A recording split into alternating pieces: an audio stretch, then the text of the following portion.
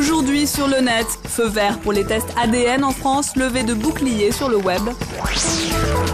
La toile pleine d'espoir à l'approche des quarts de finale entre la France et la Nouvelle-Zélande. Et les brèves du jour.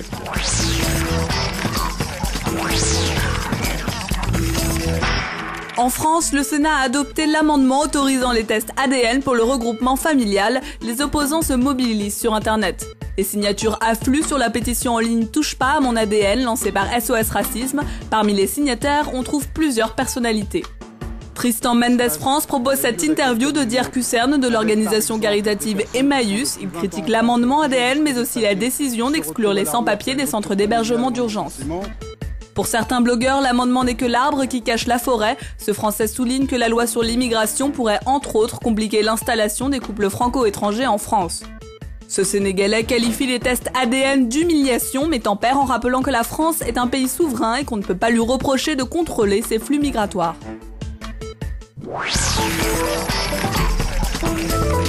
Un quart de finale placé sous le signe des espoirs les plus fous, la toile continue de croire à une possible victoire des Bleus contre les indestructibles néo-zélandais.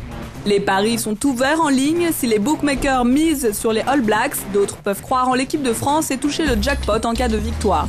Cette Ukrainienne rappelle que la France avait réussi à battre la Nouvelle-Zélande 2 Coupes du Monde plus tôt. Selon elle, si les Bleus partent avec la certitude de pouvoir accomplir des miracles, ils peuvent être très dangereux. Même intuition sur le blog du Français David M. Son espoir, les Bleus retrouveront leur French flair, subtil mélange de rigueur et de spontanéité. Mais il critique les choix de Bernard Laporte, entraîneur de l'équipe de France. Pour lui, il ne faut pas miser sur la défense ou occuper le terrain au pied, mais créer. Si les choix de l'entraîneur ne font pas l'unanimité, les internautes ne se lassent pas de l'imiter de manière plus ou moins convaincante.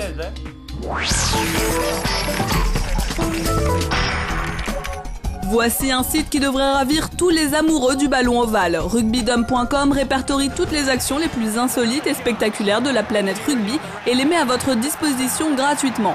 Indispensable pour tous les fans.